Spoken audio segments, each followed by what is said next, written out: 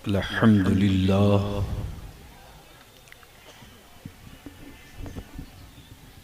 अल्हम्दुलिल्लाहि रब्बिल आलमीन वल आक़िबतु लिल मुत्तक़ीन।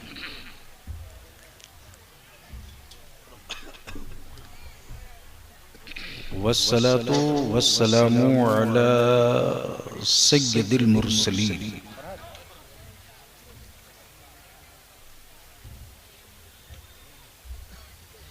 व अला आलिहि व सहबिहि अजमाइन अम्मा बाद।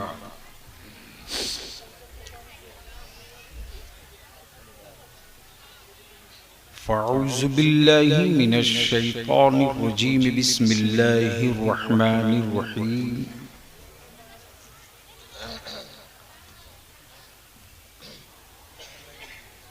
कुल्लु नफ्सिन ज़ाइक़तुल मौत।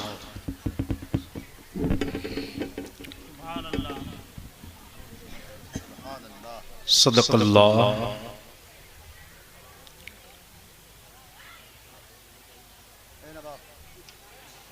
व सदक़ रसूलुहुन नबिय्युल अमीनुल करीम व नहनु अला ज़ालिका लमिनश शाहिदीन वश्शाकिरीन वल्हम्दुलिल्लाहि रब्बिल आलमीन। चंचल साहब, जिसे प्यास लगेगी ले लेगा, रख दो। माँ बहनों, रात बहुत हो गई है, जा सकती हो तो घर चली जाओ।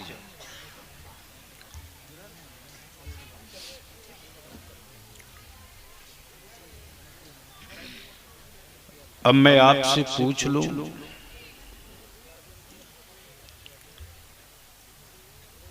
कि क्या बलियावी से थोड़ी देर गुफ्तगू सुनना पसंद है?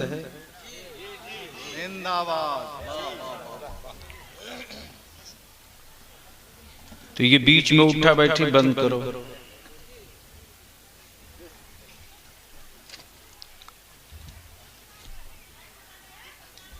मैं आज किसी जलसे में नहीं आया हूं।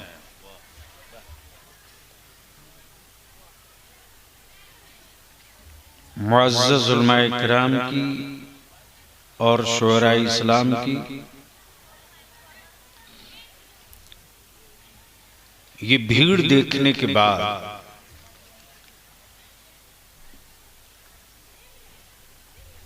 अहले सुन्नत के मुझ जैसे खादिम को अब ये यकीन हो चला है कि बिखरने के बावजूद भी हम मुत्तहिद हैं।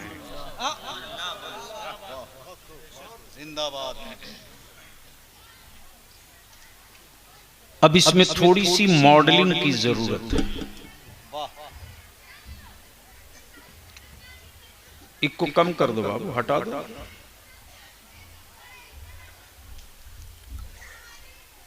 यानी जहां गलती से ऐसी खिड़कियां लग गई हैं जिससे गंदी हवा आती है, सिर्फ उसे बंद कर दिया जाए तो 50 साल तक अहले सुन्नत की नस्लें वायरस से बच सकती हैं। अगर समझ में आ जाए तो बोलेंगे।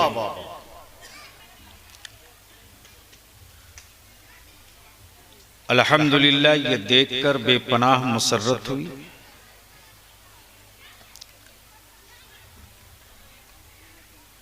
और दिल को बड़ा इत्मीनान हुआ है।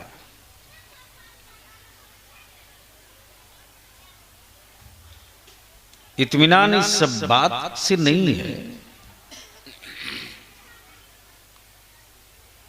ये इलाका तो आपके बलियावी के लिए गांव घर की तरह रहा है, भी रहेगा भी।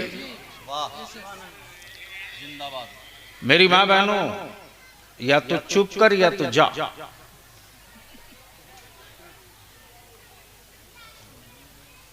तो अब ये बतावें, क्या वाकई सुनेंगे थोड़ी देर बलियावी से? तो सारा मजमा एक बार मोहब्बत से कह दे या रसूल अल्लाह। और जोर से, और जोर से।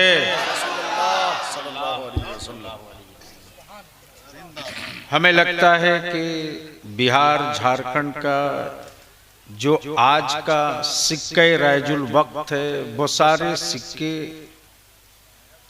आपके सामने मौजूद हैं। बलियावी इसलिए पटना से नहीं चल दिया कि हबीबुल्लाह साहब बहुत बड़े शायर हैं, उनके जलसे में जाना है। सुनो गौर से।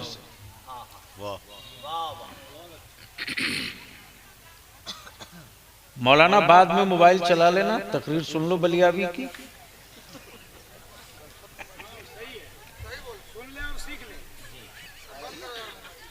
सीख लेगा तो आदमी बन जाएगा।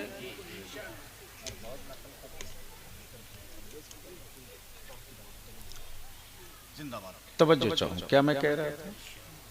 हम इसलिए नहीं आए हैं कि बहुत बड़े अल्लामा अब्दुल रहमान साहब, मैं इसलिए नहीं आया कि बहुत बड़े शायर हैं, और मैं इसलिए भी नहीं आया हूं कि बहुत बड़ा जलसा हो, और मैं इसलिए भी नहीं आया हूं कि वहां हमको नजराना लेना है। क्या बात है, वाह। अचानक मुझे मालूम हुआ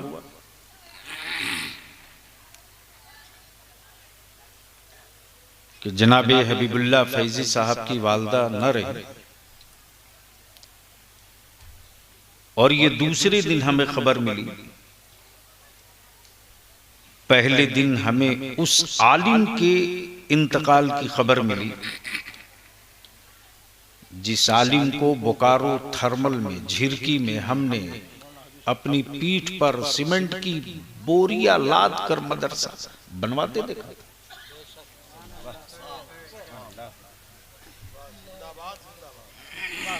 वालिम किसी और जिला में नहीं, इसी देवघर में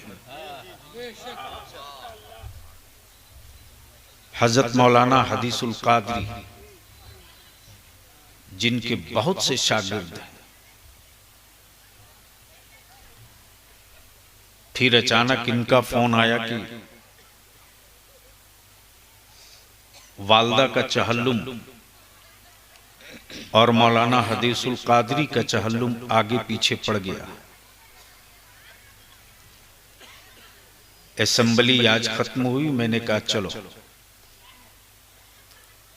तो मैं इसलिए नहीं आया हूं कि ये बहुत बड़े शायर हैं, मैं तो सोचते रहा कि आखिर वो मां किस दारुल उलूम की पढ़ी थी। वाह वाह वाह वाह वाह वाह वाह वाह, सुभान अल्लाह।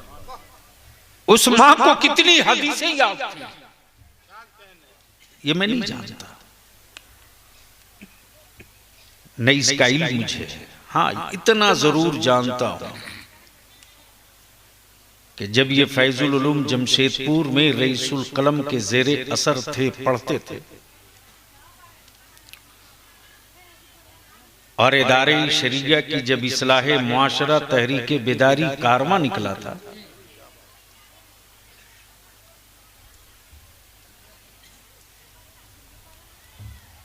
तो कुछ करीब से इस इलाके को देखने को मौका मिला। गांव की बसावट, पहनने ओढ़ने की तहजीब, सड़कों की पोजीशन,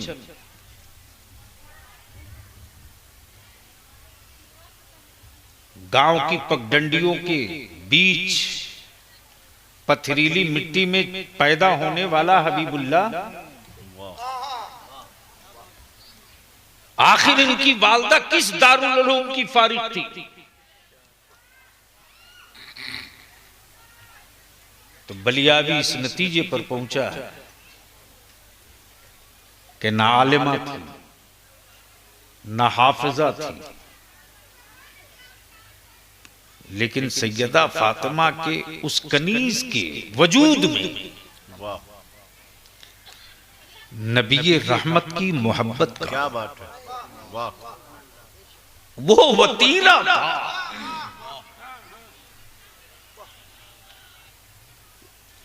वो वतीरा था, वो आदत और फितरत थी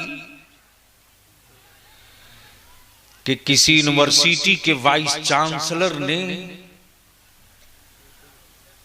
भारत के इतिहास में शायद वो चमत्कार नहीं किया होगा जो एक नेक मां की दुआओं के असर ने चमत्कार करके दिखा दिया। चंचल भाई, वाह वाह। और आप दुआओं की खैरात मांग रहे हो, आप दुआओं की खैरात मांग रहे हो, आप जिन्नात भूत और औलाद सुधारने की ताबीज मांग रहे हो।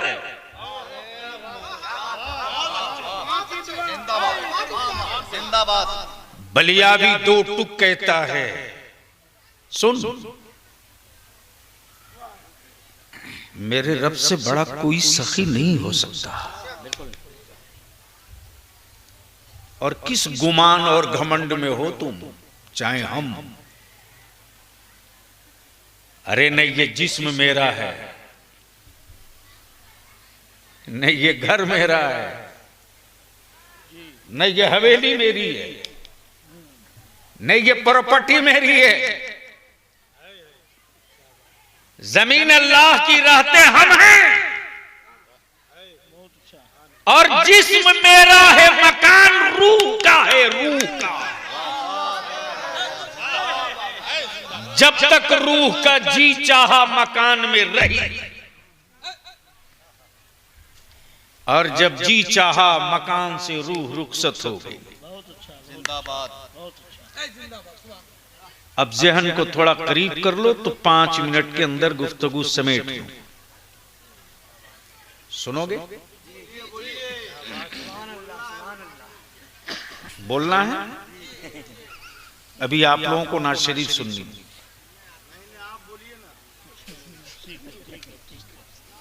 तो पूरा मजमा मोहब्बत से यहां से लेकर वहां तक सुभान अल्लाह जोर से। दो मुसाफिरों ने, अल्लामा अब्दुर्रहमान फैजी साहब, दो मुसाफिरों ने एक साथ सफर शुरू की। अल्लाह महबूब गौर साहब, एक का नाम रूह, एक का नाम जिंदगी। रूह और जिंदगी का सफर एक साथ शुरू हुआ।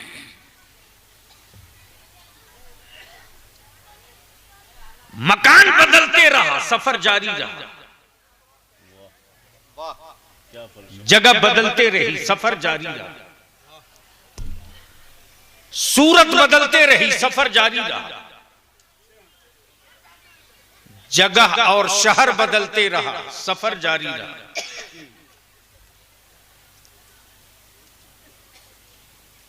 जब जिस्म और रूह दोनों ने एक साथ धरती पर जन्म लिया, तो रूह के बगैर जिस्म नहीं, जिस्म के बगैर रूह नहीं। और इन दोनों का सफर चलते रहा। जिस्म ढीले पड़ गए, रूह साथ रही। जिस्म को शुगर हो गया, रूह साथ रही। जिस्म को अटैक आया, रूह साथ रही। अब मैंने रूह से पूछा, ये रूह तू बेचैन कब होगी? बोल लो बोल लो बोल लो, अरे बोल बोल, जोर से बोल, जोर। वाह वाह वाह। अहले इल्म की तवज्जो चाहूं, अहले इल्म की। वाह वाह वाह वाह वाह वाह। मैंने पूछा है रूह तू बेचैन कब हुई? हड्डियां टूटी, जिस्म बेचैन, ठोकर लगी पैरों में, जिस्म बेचैन, आया अटैक, जिस्म बेचैन, रुकने लगी सांसें, जिस्म बेचैन, ए रूह तू कब बेचैन हुई? क्या पानी न मिला तो बेचैन? क्या रोटी न मिली तो बेचैन? क्या खाना न मिला तो बेचैन? रूह चीख पड़ी, अरे खाना दो मत दो, खाना दो मत दो, मकान दो मत दो, हमें कोई बेचैनी नहीं होगी, लेकिन अल्लाह के महबूब से दूर कर दोगे तो मारने की जरूरत न पड़ेगी, हम खुद मर जाएंगे। वाह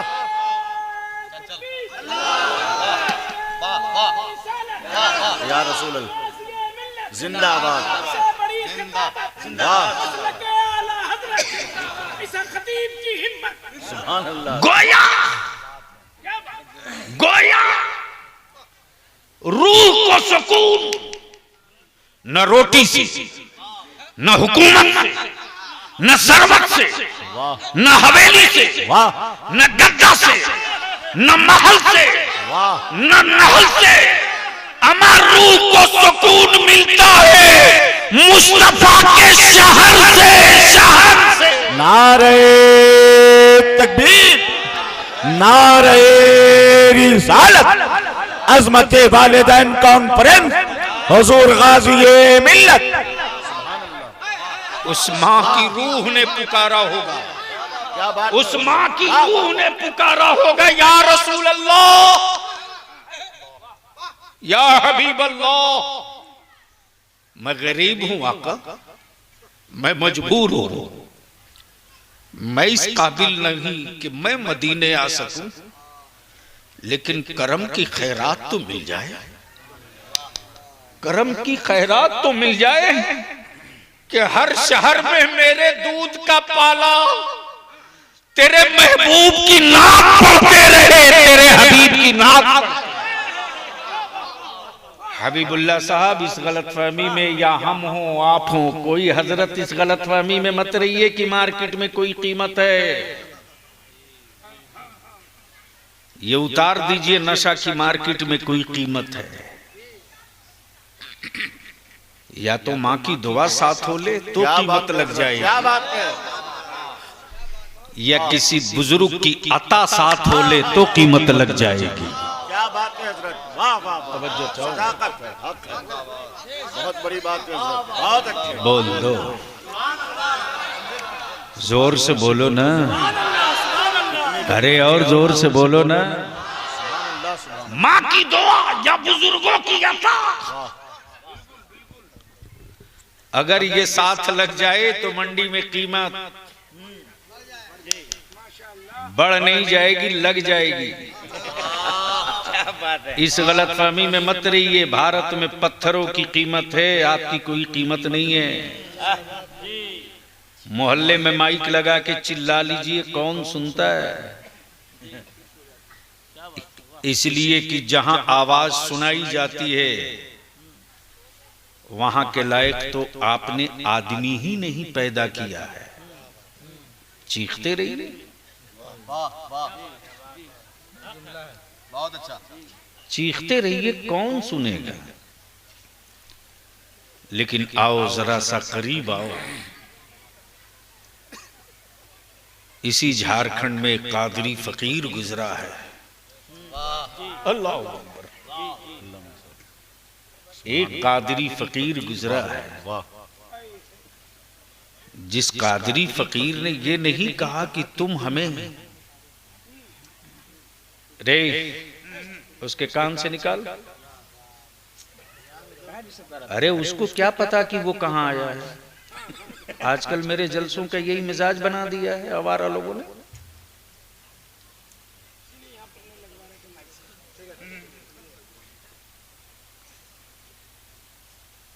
एक कादरी फकीर गुजरा है, सुभान अल्लाह, जिसने कभी नहीं कहा कि मुसलमानों तुम मुझे मुठिया का चावल दो, मैं तुझको प्रोफेसर दूंगा। उस कादरी फकीर ने कभी नहीं कहा कि तुम मुझे ज़कात और फितरे दो तो मैं तुझे डॉक्टर और इंजीनियर दूंगा। हाँ, उस फकीर ने ये जरूर कहा था, तुम अपना बेटा दे दो, मैं नबी का नाखा बनाकर निकाल दूंगा। सुभान अल्लाह, सुभान अल्लाह। तुम अपनी औलाद दे दो, मैं हदीस रसूल पढ़ाने वाला आलिम बना दूंगा। सुभान अल्लाह। और आज उसी कादरी फकीर के जलवों की ये बरसात है। वाह माफ करना, ये किसी हुकूमत की भीख नहीं है, उस कादरी फकीर के जलवों की बरसात है। अरशदुल कादरी, तुम रहो ना रहो, तेरे बादल जो निकले हैं समंदर से, वो आबादियों में मुस्तफा की नाम पढ़ते रहेंगे। सुना नारे तकबीर, नारे रिसालत, फैजाने रईसुल कलम। सुभान अल्लाह, सुभान अल्लाह। वाह। तो जन्म मुहद्दिस, ना आलिमा, ना हाफिजा, न यूनिवर्सिटी देखे, न स्कूल देखे, न कॉलेज देखे, लेकिन सैयदा तैयबा फातिमा ज़हरा के हया की चादर को पकड़ लिया तो मां की दुआ, बुजुर्गों की अता। वाह। अब इसमें किसी को बहुत ज्यादा माथा मारने की जरूरत नहीं कि वो जन्नत में है कि कहां है। माफ कीजिएगा, ये थोड़ा कड़वा सच है, इसलिए कि हम खूब जानते हैं कि मेरा अल्लाह अगर मेरी एक सांस का हिसाब मांग दे, अल्लाह अकबर, तो किसी बंदे की औकात नहीं कि अपनी एक सांस का हिसाब दे सके। अमर जिंदगी की बात तो बहुत बड़ी बात हो गई। हम इतने मजबूर कि अपने अल्लाह को अपनी जिंदगी की एक सांस का हिसाब नहीं दे सकते। लेकिन मेरा अल्लाह अगर फजल फरमा दे, अगर फजल फरमा दे तो मुझ जैसे मुजरिम बड़ी आसानी से माफ हो जाएंगे। इसलिए ईमान वालों, अपने अल्लाह के फजल का तलबगार होता और मेरे अल्लाह का फजल उसी बंदे की तरफ बरसता जिस बंदे के दिल में अल्लाह के महबूब का एहतराम होता। अब आजकल कुछ कॉलेज के पढ़े लिखे प्रोफेशनल जो दो चार सेंटेंस अंग्रेजी का बोलते तो इत्तेहाद पे खूब तकरीर करते, भाषण देते, एक होना चाहिए, नेक होना चाहिए, एक होना चाहिए। मैं तुमसे एक मोटी सी बात पूछूं, अगर सीने में दिल है तो जवाब दे दो। मान लो मैं किसी को गाली दूं, आप ही को दूं, तो क्या आप मेरे पीछे नमाज पढ़ोगे? अरे बोलो ना। हबीबुल्लाह फैजी अगर आपको गाली दें तो इनके पीछे पढ़ोगे? अल्लामा अब्दुल रहमान साहब गाली दें, आप इनके पीछे पढ़ोगे? अल्लामा सैयद मीरान मियां अगर आपको गाली दें तो इनके पीछे पढ़ लोगे? अरे सैयद है तब भी नहीं। डिसाइडेड कोई भी हो, मेरी मां को गाली दे, मैं उसके पीछे नमाज पढ़ूं। सारे फितने यही दफन करो। जब कोई मेरी मां को गाली दे तो हम उसके पीछे नमाज नहीं पढ़ते। जो मौलवी मेरे नबी को गाली देगा, हम उसके पीछे कैसे नमाज पढ़ सकते हैं? बहुत अच्छे हजरत, बहुत अच्छे, बहुत अच्छे।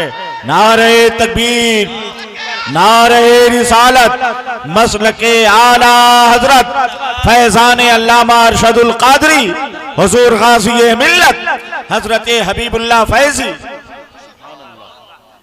आसमान टूटे या जमीन फटे,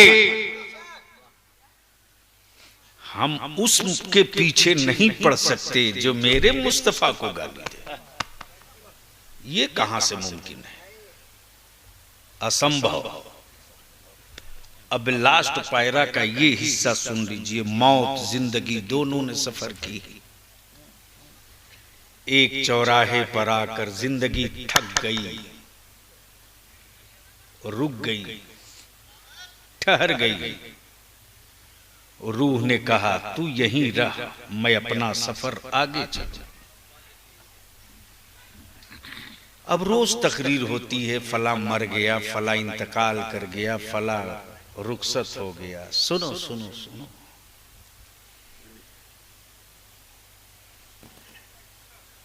पूरे कुरान में मरने का तस्करा नहीं है। फना का तस्करा मिलेगा। कब बोलोगे? ओए धक्का देके ना बोलना पड़े, कब बोलोगे? फना का तस्करा मिलेगा, मौत का मिलेगा, आने का नहीं मिलेगा। मौत का मजा चखने का मिलेगा, मरने का नहीं मिलेगा। गोया मौत वो चीज है जो चखी जाती है, टेस्ट लिया जाता है। अब यहीं पर रुक लीजिए। मौतें रोज होती हैं, होगी, न रुकी है न रुकेगी। अगर मौतें न हुई होती तो शायद धरती पर जितने दिनों से धरती बनी है, शायद पैदा होने के बाद खड़ा होने को भी भारत में जगह न रहती। लेकिन ईमान वालों के लिए मौत क्या है? जोर से जोर से जोर से जोर से। और माफ करना मधुपुर और इस पूरे इलाके वालों, पूरे भारत वालों, तुम्हारी हड्डियों से कोई नहीं डरता, न तुम्हारी बॉडी से कोई डरता है, न तुम्हारी कोठी हवेली से कोई डरता है। अमेरिका की यहूदिया, चाइना की टेक्नोलॉजी, रशिया का डेवलपमेंट, भारत की आवारगी, कुछ पागल कुत्तों का जुनून तुम्हारी हड्डियों से नहीं डरता। तुम्हारी हड्डियों से नहीं डरता, बल्कि तुम्हारे बाप दादा की कुर्बानियों की तारीख से डरता है। उन्हें मालूम है कि नबी के एहतराम के लिए, रसूल के दीन के लिए, काबे की अज़मत के लिए, कुरान के तक़द्दुस के लिए, जब 6 माह का बेटा माए दे सकती है तो जवान बेटा भी बाप ज़बह कर सकता है। इसलिए कि अपने जान से समझौता कर सकता, अपने ईमान से समझौता नहीं कर सकता। और वही ईमान की ताकत है जो तुझको भारत में टिका रखा है। वही ईमान की ताकत है। लेकिन इन गोश्तखोर मुसलमानों से इस्लाम को अल्लाह बचा दे।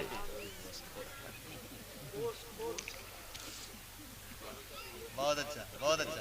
वो गोश्त ही खाने के लिए मुसलमान बना है।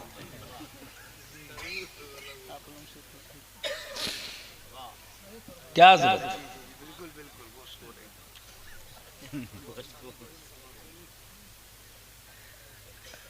और ये वो जंतु हैं जिनको ये भी नहीं कि ये हराम है कि हलाल है। खा चला तो खा चला।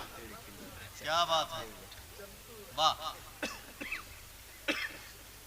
और ऐसे ही कीड़े मकोड़ों ने दाग लगा रखा है। इनको साइड कर दो ना तो अब आप अंदाजा कर लो कि जब मस्जिदों की आजान से लोगों के देवता भाग जाते हो, कितना कमजोर माबूद है उनका भाई।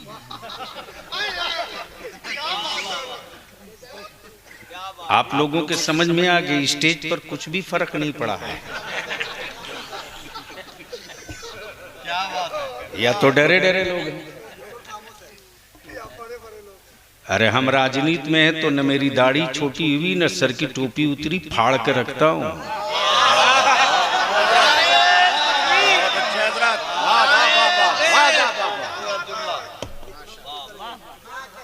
इसलिए कि मैं खूब जानता हूं कि रईसुल कलम ने मुझको क्यों पाला है। क्या बात है, क्या बात है, वाह सुभान अल्लाह। दुआ फरमाएं। बात चल रही है, तहरीक चल रही है। 80 डिसमिल जमीन रांची में लगभग तय है। जरबयाना की वजह से मौलाना कुतुबुद्दीन ना आ सके, वरना वो खुद शरीक होते। मुझको भी जुनून है रईसुल कलम के उस चिराग को कि लौ को इतना तेज करो कि उसी चिराग का उजाला हर गांव में दिखाई दे। और इंशाअल्लाह ये जो आज का ईसाले सवाब के आज की, मैं तो जब से हैरत कर रहा हूं कि न कॉलेज, न मदरसा, न आलिमा, न फाजिला, न हाफिजा, लेकिन यकीनन मौलाना महबूब गौहर साहब, मैं आकर यहीं ठहर जाता हूं कि गांव में बुजुर्गों ने जो मिलादे अकबर में रवायत बयान की, जवाब नहीं है, वाह। उस रवायत का असर सुभान अल्लाह मेरी माओं के दिलों पर वो रहा। क्या बात, कि फाके से सो जाना कोई गम की बात नहीं, लेकिन बेटा दूध पिएगा तो मैं नबी पर दरूद पीते रहूंगी। मैं भूखे हूं तो क्या हुआ, दरूद की बरकतों से बेटा सैराब होगा। क्या बात, क्या बात। ए मौत तू है क्या, है क्या, बोल लो जोर से। सुनना है तो रंग में आके बोल लो। सुभान अल्लाह। ए मौत तू है क्या। और सोचते रहे अल्लाह जब मारना था तो पैदा क्यों किया। जब मारना तो पैदा क्यों किया। बहुत अच्छा। तो अक्ल ने नहीं, इश्क ने जवाब दिया। पैदा किया सिर्फ इसलिए कि मेरे महबूब को जान सको।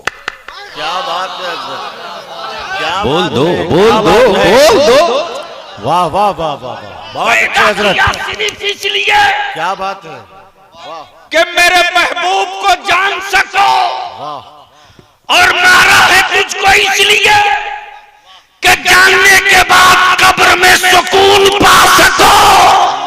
इसलिए जिसके दिलों में नबी का इश्क रहा है वो मरा नहीं है। क्या बात है, वो मरा नहीं है, मरा नहीं, वाह। वो मरा नहीं है, वो मरा नहीं है। जब जनाजा चला तो लोगों ने कहा इलाके का बड़ा बड़ा हमदर्द आदमी था। जैसी शख्सियत होती है वैसा ही गम मनाया जाता है। जैसी मकबूलियत होती है वैसा ही एहसास गम जाहिर होता है। यह हबीबुल्लाह फैजी की वालदा की मकबूलियत, क्या बात है, सुभान अल्लाह, वालदा की मकबूलियत, सुभान अल्लाह। वरना शायद 10 लाख रुपया नजराना बांटते तो शायद इतने जमा हो पाते। लेकिन सच्ची बात है, सच्ची बात है कि ना आलिमा ना फाजिला, लेकिन मां की ममता में सिर्फ ममता नहीं थी, मुस्तफा का इश्क था। क्या बात है, सुभान अल्लाह। ए मौत तू है क्या? वाह, तो मौत ने मुझी से पूछ दिया, मुझसे पूछता है मैं क्या हूं? अरे मैं निकल जाता हूं, मैं निकल जाती हूं, तू अपने से पूछ ले तू क्या है? क्या बात है हजरत, बोलो बोलो बोलो। बहुत अच्छे हजरत, क्या फलसफे मौतो हयात है। वाह,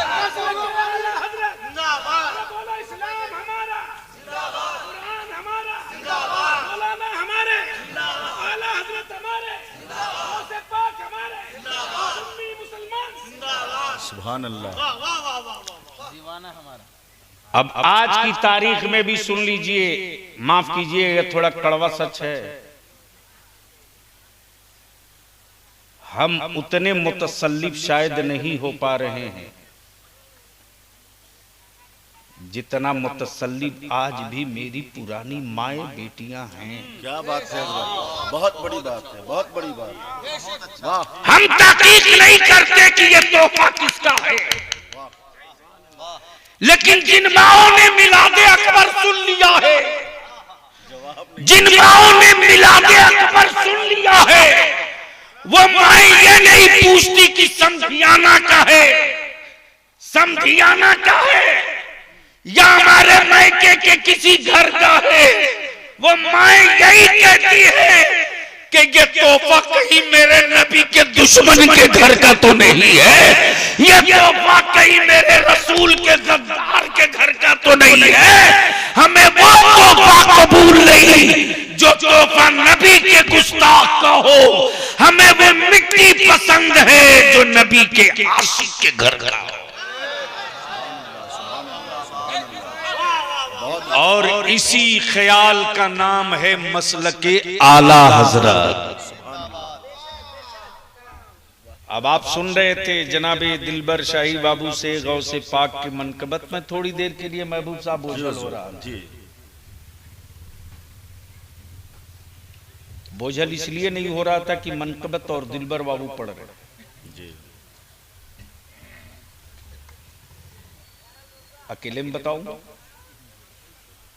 लेकिन ये जरूर है कि अब तक आपने करामतें सुनी है ना।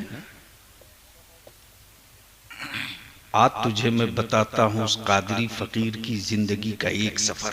सुभान अल्लाह, बोल लो सुभान अल्लाह। जोर से, आगे से लेकर पीछे तक अगर सुनना है तो बोल लो, बोल लो, तवज्जो चाहो। अल्लामा अब्दुर रहमान साहब, ये चंद जुमले सिर्फ इसलिए कि मेरे उलमा के जहन में ये तारीख का हिस्सा उतर जाए। मौलाना महबूब गौहर साहब मैं अदारे शरिया बहैसियत मोहतमिम संभाल चुका था। तेज धूप, मई जून का महीना, अदारे शरिया में सिर्फ सरकारी सप्लाई का पानी। रईसुल कलम लौटे थे हॉलैंड से, रात को इदारे की छत पर चटाई बिछाकर हजरत की खिदमत में था। लाइट कटी है, पंखा झल रहा था, मुंह लग्गू तो हो ही चुका था। अचानक मुझको समझ में आ गया, मैंने पूछ दिया कि आप हॉलैंड गए थे तो गायब हो गए थे? अल्लामा अब्दुर रहमान साहब सुनिएगा, बहुत गौर से सुनना, जिसको जाना है जल्दी निकलो।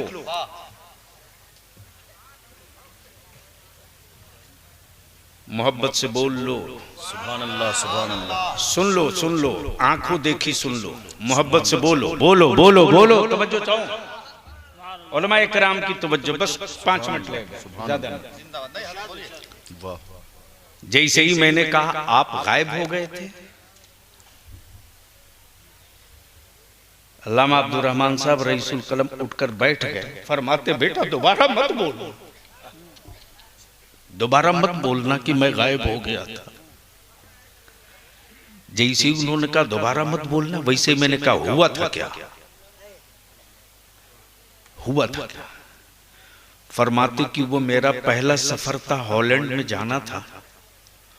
हॉलैंड से हमें जाना था सूरीनाम बोम, जो हॉलैंड से करीब 350 किलोमीटर दूर,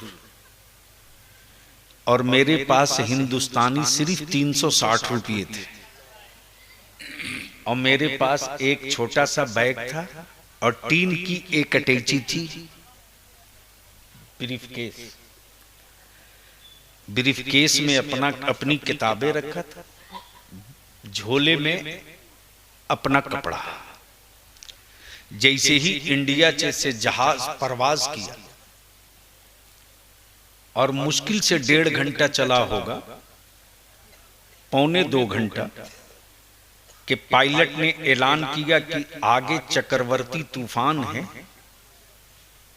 इसलिए मुझको बगदाद में इमरजेंसी लैंडिंग लेनी होगी। अल्लाहु अकबर, बोलो बोलो बोलो बोलो, तवज्जो चाहो। जिंदाबाद, वाह, बहुत अच्छे। Emergency landing. मैंने कहा उसके बाद क्या हुआ, उसके बाद क्या हुआ। रईसुल कलम फरमाते बेटा जैसे ही सुना बगदाद, वैसे ही मैं अपने आप को रोक न सका, और मुझ पर जो कैफियत तारी हुई, मैं यही फरियाद करते रहा, मेरे गौस, कादरियत के वजूद के लिए, बुजुर्गों की चौखट की अजमत के लिए, जिस अरशदुल कादरी ने ना जाने कितने मुनाजरे किए, आज वो अरशद अपने अब्दुल कादिर की दहलीज पर हाजिरी नहीं दे सकता। मैंने कहा फिर क्या हुआ। फरमाते जैसे ही जहाज रुका, अनाउंस हुआ कि 6 घंटे तक जहाज अभी ठहरेगा, मुसाफिरों के ठहरने का इंतजाम फलाह होटल में है। मैंने कहा फिर आप क्या किए। बोले मैं खामोशी से अपना थैला लिया और मौका गनीमत देखकर एयरपोर्ट के बाहर हो गया। मैंने कहा फिर क्या हुआ। आपके पास तो टोटल 360 रुपये थे। फरमाए कि करम फरमाइयों का बादल आ गया, और जैसे ही मैं एयरपोर्ट पर गया, वैसे ही एक टैक्सी का ड्राइवर, मैंने उससे पूछा कि गौसे आजम बड़े पीर का मजार कितना दूर है। उसने मेरी तरफ देखकर कहा मौलाना आप कादिरी हैं। आप कादरी हैं। कादिरी हैं। मैंने कहा हाँ मैं कादिरी हूं। मैंने कहा फिर क्या हुआ। फरमाते कि जैसे ही मैंने कहा मैं कादिरी हूं, मैं कादिरी हूं,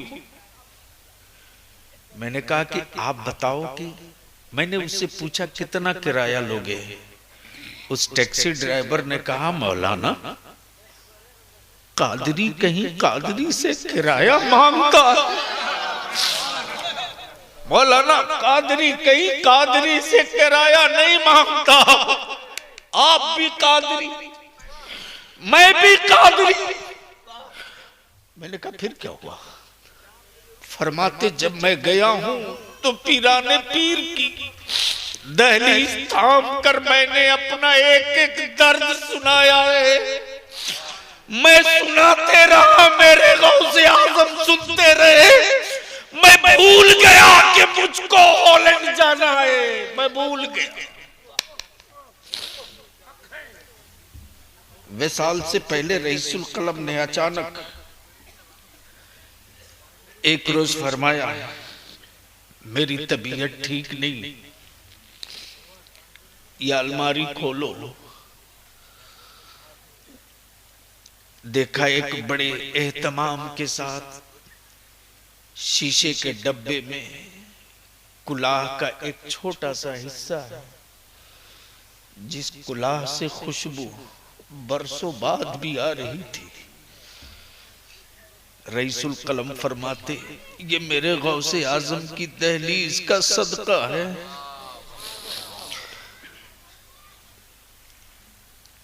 आखिरी अमामा बधेगा तो उसमें ये कुलाह शरीफ का हिस्सा जरूर शरीक कर। मैंने कहा फिर क्या हुआ? फरमाते, मैं सुबह सवेरा भोर का वक्त हो गया था बेटा। मैंने कहा फिर? फरमाते, जैसे ही मैं बाहर निकला हूं उस वक्त के साहबे सज्जादा सर पर यही अमानत लिए खड़े थे। जहाज तो जा चुका था। मैंने कहा फिर क्या हुआ? फरमाते, मैं एयरपोर्ट पर आ गया और एयरपोर्ट के किनारे बाहर में सामान रखकर उन्हीं की बारगाह में मैं अपनी फरियाद लगाते रहा। मैंने कहा फिर? फरमाते, दूसरे दिन एयरपोर्ट अथॉरिटी के लोग ढूंढते रहे। मैं चादर ताने अपने गौसुल वरा को रुदादे गम सुनाते रहा। सिसकियों से लोगों ने पकड़ लिया। मेरे झोले पर जो टैग था उस पर एक कादरी लिखा था। एक कादरी देखने के बाद एयरपोर्ट अथॉरिटी ने चादर खसकाई। आंख जो मेरी देखी तो एयरपोर्ट अथॉरिटी कहता, मौलाना इतनी छोटी गलती की इतनी बड़ी सजा मत दो, मत दो। जहाज ने आपको छोड़ा है ना, गौसे आजम पीराने पीर बगदाद के बादशाह ने आपको नहीं छोड़ा। देखा क्या हुआ? उसके बाद क्या हुआ? फरमाते कि एयरपोर्ट अथॉरिटी कहता, मौलाना 2 दिन से पूरी हुकूमत टूट रही। आप बगदाद के सरकारी मेहमान हो। आप दुनिया के जिस कोने में जाएंगे बगदाद हुकूमत आपको भेजेगी, आपको भेजेगी। आओ, जिसको हम शबीह गौसे आजम कहते वो मेरा मुफ्ती आजम कौन है सुनो। हबीबुल्लाह बाबू, ये खबर हिंदुस्तान में जैसे ही फैली है हंगामा। मैंने कहा फिर क्या हुआ? इधर खबर चल चुकी थी रेडियो पर कि हिंदुस्तान के मौलाना अरशदुल कादरी गायब हो गए। कहां बरेली शरीफ, कहां रामपुर। उस तेज धूप में पैदल रईसुल कलम के बड़े भाई गुलाम आसिफिया साइमुद्दर बरेली शरीफ हाजिर हुए। मेरे मुफ्ती आजम फतवा लिख रहे थे। हुजूर फैजुल आरिफीन फरमाते हैं, हजरत आपका अरशदुल कादरी गायब हो गया। और ये वही दौर है जब जलजला लिख कर रईसुल कलम जेल से बाहर निकले थे। जमात अहले सुन्नत ने ये समझ लिया कि कोई हादसा हो चुका। मैंने कहा फिर क्यों? इधर की पहले बात बता दो। जैसे ही फैजुल आरिफीन ने कहा मुफ्ती आजम से कि आपका अरशदुल कादरी गायब, शबीह गौसे आजम मुस्कुराते हुए फरमाते, मौलाना आप पानी पिए। मेरा अरशद गायब नहीं हुआ है, मेरा अरशदुल कादरी गौसे आजम के अमान में है, गायब नहीं हुआ है। गायब नहीं, गायब नहीं। रईसुल कलम से मैंने कहा हजरत उसके बाद क्या हुआ? फरमाते, मैं तीसरे दिन जब जहाज से पहुंचा हूं तो एयरपोर्ट पर हॉलैंड में एक ड्राइवर दिखा। मेरे पास वही 360 हिंदुस्तानी थे और 350 किलोमीटर दूर जाना था। मैंने कहा फिर क्या हुआ? फरमाते कि जैसे कोई मेरा पहले से इंतजार कर रहा हो। जैसे ही गया शक्लो सूरत देखा। मैंने कहा आप सूरीनाम बोम जाएंगे, कितना दूर है? तो उर्दू में बोला, पाकिस्तानी था, वो तुरंत बोला, मौलाना आपको सूरीनाम बोम जाना है, मुझको भी उधर ही जाना है, जो मुनासिब समझेंगे आप दे देंगे। अल्लाह अकबर। मैंने कहा फिर क्या हुआ?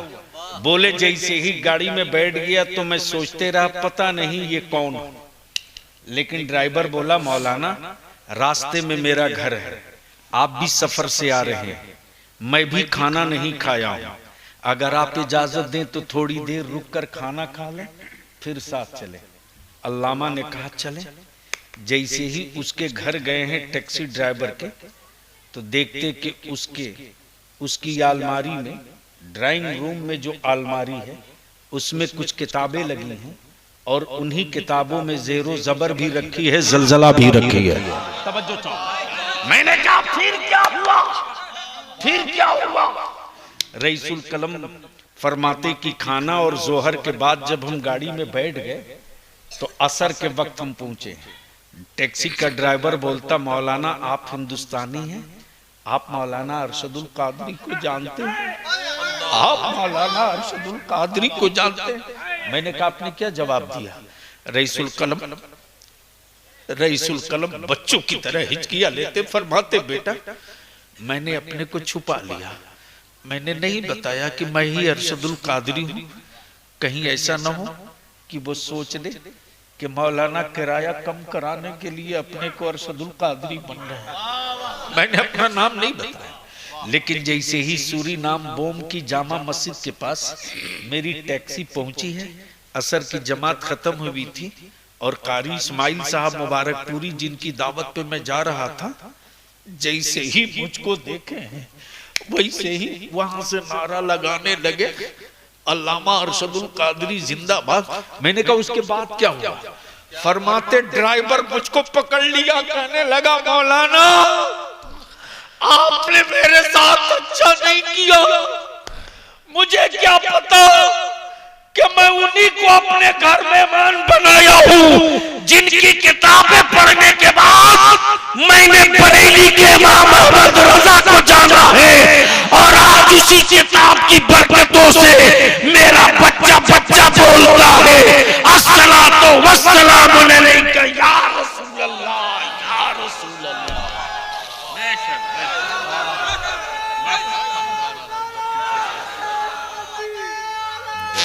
क्या तकरीर हो गई, क्या तकरीर हो गई, बहुत दिनों के बाद। इसलिए मैं आपसे इल्तिजा करूंगा, बीमारियों का इलाज है, मौत का इलाज नहीं है। मौत ईमान वालों के लिए मातम की चीज नहीं है। और लिख लो, जिसके लिए तुम न जाने क्या क्या करते हो, वो बीवी भी चूड़ी तोड़कर 12 घंटे से बेशी तेरा गम नहीं मनाती। लिख लो, जिस बेटे के लिए तुम न जाने क्या क्या करते हो, वो बेटा भी दफन तक ही चेहरा गिरा के रहता है, उसके बाद कुछ नहीं। बड़ी करीब से दिखा दिया, समझा दिया कोरोना ने। बाप की दौलत क्या बात है, और बाप के फिक्स में कोई वायरस नहीं, कोई बीमारी नहीं।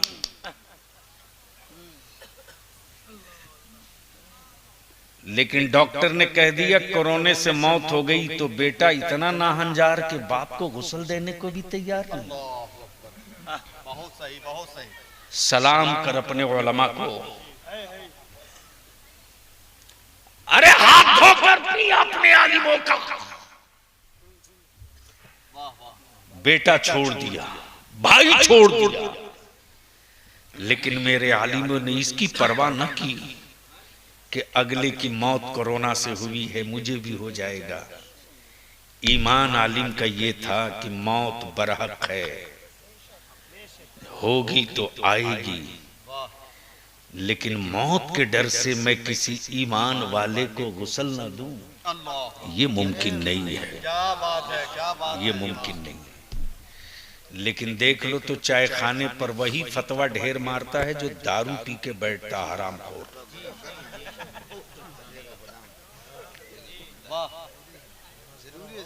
इसलिए अपनी हद में रहो, और हद उसी वक्त समझ में आएगी जब तुम अपने को सच्चा इस्लाम वाला बनाओगे। और सच्चा इस्लाम वाला उसी को हम मानते हैं। यह इस्लाम मानता है जो नबी वाला हो, जो रसूल वाला हो। इसलिए आखिर में यही इल्तिजा करते हुए कि माँ ने काबा देखा ना देखा, माँ ने गुंबदे खजरा देखा ना देखा,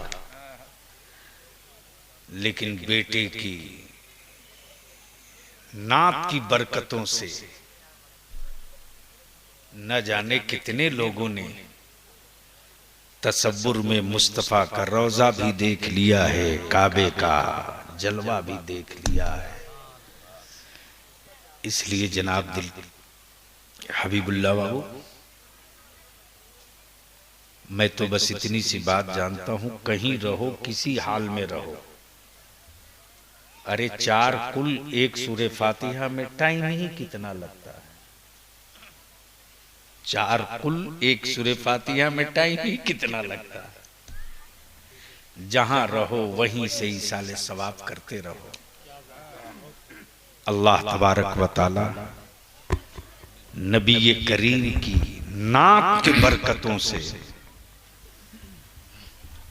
हबीबुल्लाह बाबू की वालदा को, उनके खानदान के मरहुमीन को करवट करवट जन्नत अता फरमाए। वाखिरु दावाना अनिल हम्दुलिल्लाहि रब्बिल आलमीन।